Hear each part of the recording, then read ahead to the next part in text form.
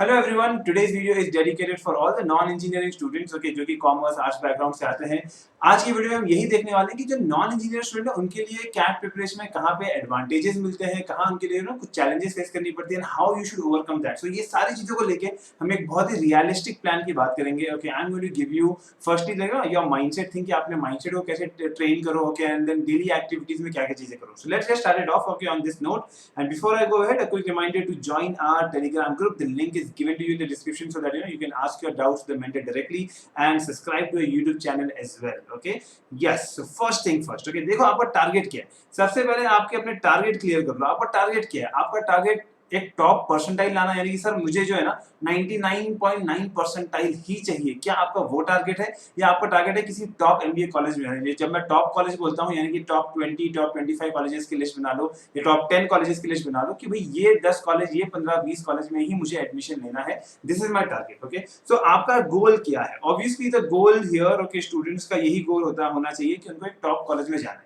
अब आप पहले अपने प्रोफाइल को अच्छे से समझो कि आपके प्रोफाइल के लिए आपको अगर टॉप कॉलेज में जाना है तो आपको कितना परसेंटाइल चाहिए। ये मैं इसलिए कह रहा हूँ क्योंकि नॉन इंजीनियरिंग स्टूडेंट्स जो हैं, जो नॉन इंजीनियरिंग स्टूडेंट्स हैं, they have a advantage here.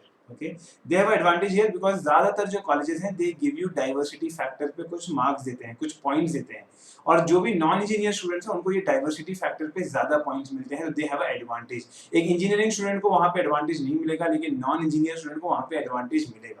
What does that mean? That means on the percentile front एक इंजीनियर को ज्यादा परसेंटाइल लाना पड़ सकता है और एक नॉन इंजीनियर कम परसेंटाइल पे भी अच्छा कॉलेज कन्वर्ट कर सकता है। Okay, so that is one thing. Obviously okay, when you talk about the IIMs, okay, so वहां पे कैटेगरी भी होती है, तो फिर आप किस कैटेगरी में हो, आप ओबीसी में हो ना, जनरल कैटेगरी में हो, जिस भी कैटेगरी में अगर आप आते हो उसके बेसिस पे भी चेक करो कि आपकी जो कैटेगरी है उसके लिए नॉन इंजीनियर्स के कट ऑफ कितने हो सकते हैं। Okay, and if you want all that details just like the video, okay, and put some comments down there, okay, will help you with regards to the specific query. But understand, it is not only about कि जो 99 percentile वाला है वही अच्छे college में जाता है। Okay, बहुत सारे बच्चे हैं जो 95, 96, 93 परसेंटाइल पे भी कुछ कैटेगरी के स्टूडेंट्स हैं जिनको टॉप 6 साइंस मिला है। Okay, so understand that means आपको अपना पूरा प्रोफाइल समझना चाहिए कि आप नॉन इंजीनियर हो, वहाँ पे आपको कुछ एडवांटेजेस मिलने वाले हैं। ओके, वहाँ पे थोड़े कम परसेंटाइल पे भी आपको मिल जाएगा। Okay, so that is first part. Okay, so that should be clear. Okay, when it comes to the target, कि target हमारा कॉलेज है। ओके, टारगेट सिर्फ और सिर्फ परसेंटाइल नहीं है। ओके,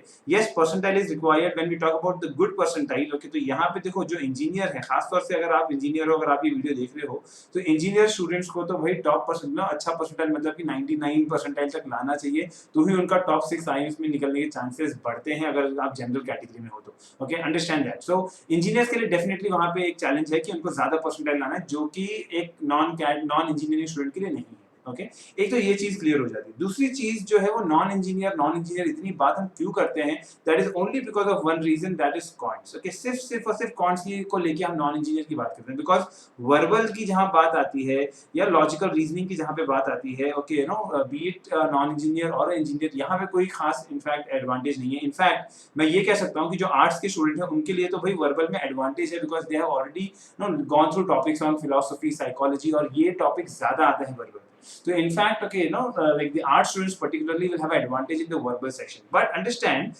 ये जो पूरा हम लोग नॉन इंजीनियर को लेके इतना एक मेंटालिटी बना लेते हैं कि नॉन इंजीनियर के लिए कैट टफ है, that is only because of the cons section. But cons is just 1/3 of CAT. In fact last year के पेपर में आप देखोगे तो कैट के पूरे पेपर में जो नंबर ऑफ क्वेश्चंस अगर आप देखोगे हर सेक्शन का, cons was having the least number of question. Why are these IIMs doing this? Because उनको पता है कि भाई नॉन इंजीनियर भी उनको चाहिए एमबीए करने के लिए, उनकी क्लासरूम में they want non engineers also, और कॉन्ट्स में नॉन इंजीनियर्स थोड़े वीक होंगे तो उन्होंने उसका वेटेज कम कर दिया और वर्बल का वेटेज इनफैक्ट बढ़ा दिया। So first thing first is that cons is not everything, okay, of CAT. Okay, cons is just 1/3. So वो एक चीज आपको बहुत दिमाग में क्लियर रखना चाहिए। That means आपको ढंग से अपनी प्रिपरेशन प्लान रखना चाहिए towards your verbal section, towards your logic section. Okay, वो भी बहुत इंपॉर्टेंस रखता है। Okay, almost same weightage है।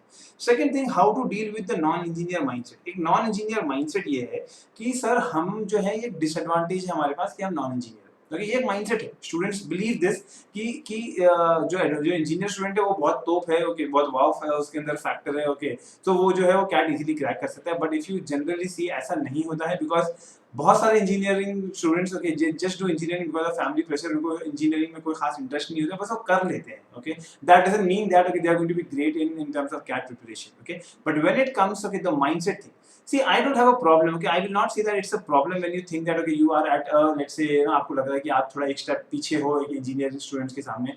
अगर आपको ऐसा लगता भी है, फर्स्ट ऐसा है नहीं, बट अगर आपको ऐसा लगता भी है, okay, understand that in that case, okay, you can know how do you deal with that particular mindset is that कि अगर आपको लग रहा है पीछे हो तो आप क्या करोगे? You will give your best shot. आप और मेहनत करोगे कि भाई मुझे तो इंजीनियर के आगे निकलना है तो मुझे तो और हार्ड वर्क करना है और मेहनत करना है. That is one thing. Okay. The other case is कि अरे भाई मैं पहले से 2 स्टेप पीछे हूँ तो चलो भाई मैं तो कुछ ना करूँ क्योंकि मैं मेहनत करके भी कोई फायदा नहीं है. Okay.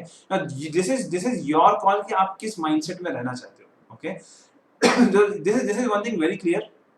What I have seen, okay, my own students, okay, this year also I'm going to have them, okay, on our YouTube channel. Non-engineering students cracking, okay, in fact, fresher student cracking the top 6 science in first attempt. कैसे कर रहे हैं ये बच्चे? Because उनका mindset यही कहता है कि भाई अगर हम नॉन इंजीनियर है ना तो हम ना और मेहनत करेंगे, हम और हार्डवर्क लगाएंगे और एफर्ट लेंगे और जाके अच्छा कॉलेज कन्वर्ट करेंगे.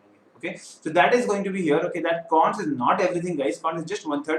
Sectional cutoff में clear कर लो तो भी चलता है, बाकी तो सेक्शन में और खींचो. Okay, और ये माइंडसेट जो प्रॉब्लम है चीज है, इसके साथ अच्छे से डील करो अपने यहाँ अंदर इस चीज को. अगर आपके अंदर ये माइंडसेट है भी तो take it on a positive side that you have to give your best shot. Okay, हाँ, गोइंग अहेड, अगर आप उसको डेली बेसिस की एक्टिविटीज में कहोगे, जहाँ पे मैं वर्बल की, डीआई की और कॉन्स की बात करूंगा, specially for cons I am going to focus on this that students I see are not good with their basic things, table, square, cubes, calculation speed बहुत ज्यादा स्लो है, उसके वजह से ये लोग नहीं क्लियर कर पाते हैं.